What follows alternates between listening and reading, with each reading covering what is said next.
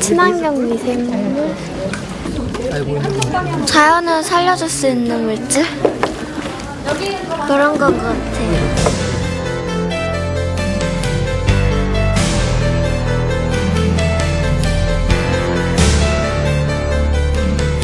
곰팡이 안에는 온갖 미생물들이 살고 있다.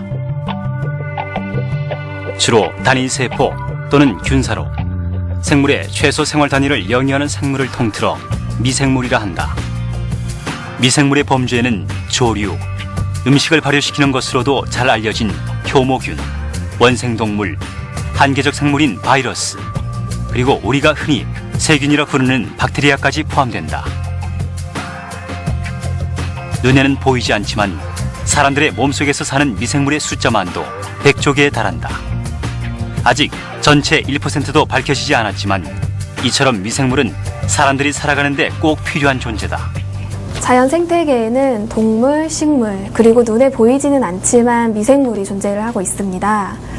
우리가 미생물을 먼저 떠올리면 사람에게 유익한 대장균이나 식중독을 일으키는 살모넬라균 같은 유해한 미생물을 먼저 떠올리기 쉽습니다. 하지만 이제 미생물에는 유해한 미생물뿐만 아니라 유익한 미생물들도 존재를 하고 있는데요. 예를 들어 누룩곰팡이 같은 경우는 콩을 된장이나 간장으로, 유산균 같은 경우에는 우유를 치즈나 요구르트로 발효를 시키고 있고, 효모균 같은 경우는 밀을 빵으로, 보리를 맥주 같은 것으로 발효를 시키고 있습니다.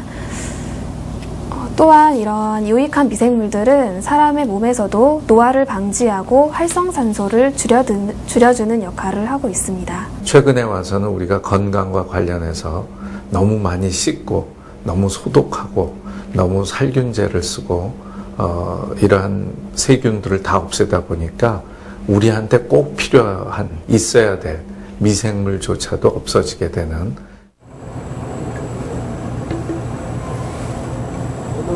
아직 초기 단계지만 연구가 진행될수록 미생물의 유용성과 그 활용에 대한 관심도가 커지고 있다. 그리고 이러한 미생물의 유용성은 단일 미생물보다 여러 미생물이 함께 복합체를 이룰 때 더욱 커진다고 한다. 복합 미생물 중에서도 다방면에서 유용성이 뛰어난 것으로 각광받는 것이 있다. 이펙티브 마이크로 오르가니즘의 약자인 EM으로 불리는 유용 미생물이다. EM은 사람들에게도 익숙한 미생물인 유산균, 효모균, 광합성균을 주축으로 여러 유용 미생물이 함께 존재하는 복합체다. 공기를 싫어하는 광합성 세균과 공기가 필요한 효모균 등 함께 존재하기 힘든 균들을 인공적으로 공존하도록 만든 것이다. 복합체이기 때문에 EM은 어떤 환경 속에서도 각각의 미생물이 가진 특성을 발휘하며 끝까지 살아남는다. 하지만 EM 미생물의 유용성은 뛰어난 생명력 때문만은 아니다. 각각의 미생물들이 공존하며 살아갈 때 생산되는 항산화 물질, 그것이 바로 EM 미생물을 유용하다고 말하는 가장 큰 특징이다.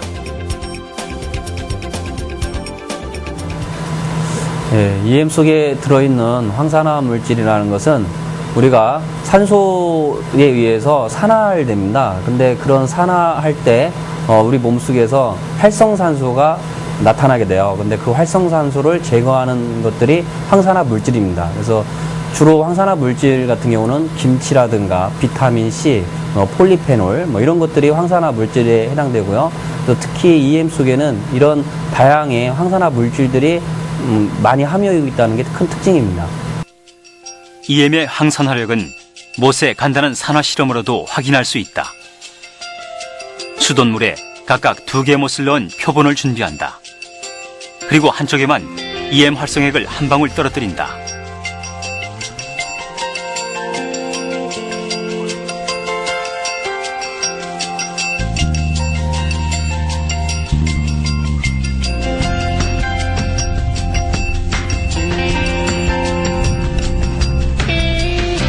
시간이 흐르면서 표본의 못은 각각 다른 양상을 보인다. 일반 표본의 못에는 붉게 녹이 쓴 반면 EM을 투여한 표본의 못은 녹이 거의 슬지 않는다. 일반적으로 우리가 못과 같이 이러한 산화, 철 같은 경우에는 공기 중에 접하게 됨으로써요, Fe2가짜리가 산화가 됩니다. 이게 산화가 돼서 이 표면에 보시는 것과 같이 많은 이제 녹이라고 하는 것이 이제 산화돼서 빨간 붉은색을 띠고 있죠. 수돗물 같은 경우에도 수돗물에 집어넣으면은 염소 물질이라든지 그래서 용존된 산소에 의해 가지고 산화가 일어납니다. 그래서 산화가 일어나면서 겉표면이 이와 같이 붉은색으로 띄고 있죠. 우리가 여기서는 산화 조건이다, 산화된 상태다라고 설명을 합니다. 쌀뜨물 발이액 10%가 들어있는 못의 경우를 한번 살펴보면은요, 여기는 이제 검은색을 띠고 있습니다. 전체적으로. 이와 같은 경우는 우리가 환원 조건이다 얘기를 합니다. 그래서 표면을 닦아보면은 표면이 매끈합니다. 그래서 더 이상의 부식이 일어나지 않고 있다는 걸 알 수 있죠. 이게 바로 산화를 억제한다. 그래서 이제 항산화 능력이 있다라고 표현하는 것이죠. 그래서 이와 같이 EM에 들어가는 양이 10%만 되더라도 수돗물의 산화력을 억제하는 그런 효과가 있습니다. 일본 남부에 위치한 오키나와 섬.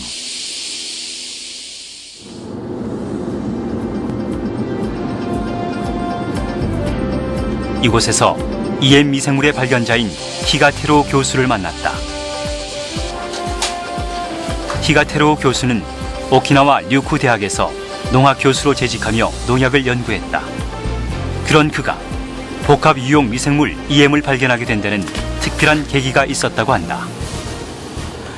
私は農業を発展させるためにですね、化学肥料農薬の研究を進めればいいと思っていたんです。それでどんどん進めました。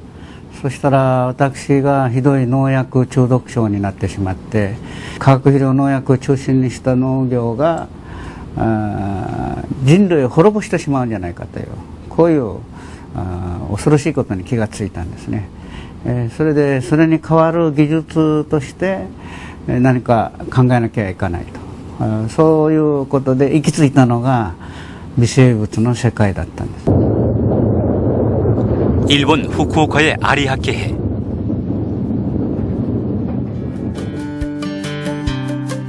드넓은 갯벌 위로 다양한 생물들이 살아 숨쉰다. 구석구석 생명력이 넘치는 모습.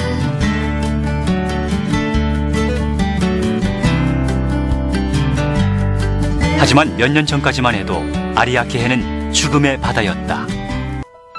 일본에서 가장 뛰어난 품질의 김이 생산되는 것으로 유명한 아리아케해. 김 양식으로만 한 해 17억 엔 이상 수입을 올리며 주민들에게 소중한 삶의 터전이었던 바다. 그러나 2000년이 되던 해부터는 김을 전혀 양식할 수 없을 정도로 오염되었다. 그제서야 심각성을 깨달은 주민들이 매년 두세 차례씩 유용미생물로 발효시킨 흑공을 뿌리며 바다 되살리기 운동에 나섰다. 무게감 있는 흑공을 사용해 유용미생물들이 물살에 휩쓸리지 않고 오염된 바닷물에 안착하여 오염물질을 분해할 수 있도록 한 것이다. 이러한 주민들의 꾸준한 노력으로 불과 몇 년 만에 아리아케는 예전의 모습을 되찾았고 이는 일본 내에서 큰 화제가 되기도 했다. 最初はですね、海の状態がものすごく悪かった。そして、EM を使うノリが不作になってからね、EM 泥団子とか、数にしたら30万個ぐらい多い時で投入しました。それから、まあ順調に今のところはね、取れています。 바다에 투입한 유용미생물의 효과는 단편적으로 오염을 개선하는 데만 그치지 않는다. 미생물이 계속 증식하며 지속적인 활동을 통해 태초의 바다 그대로의 생명력을 회복시키는 것이다.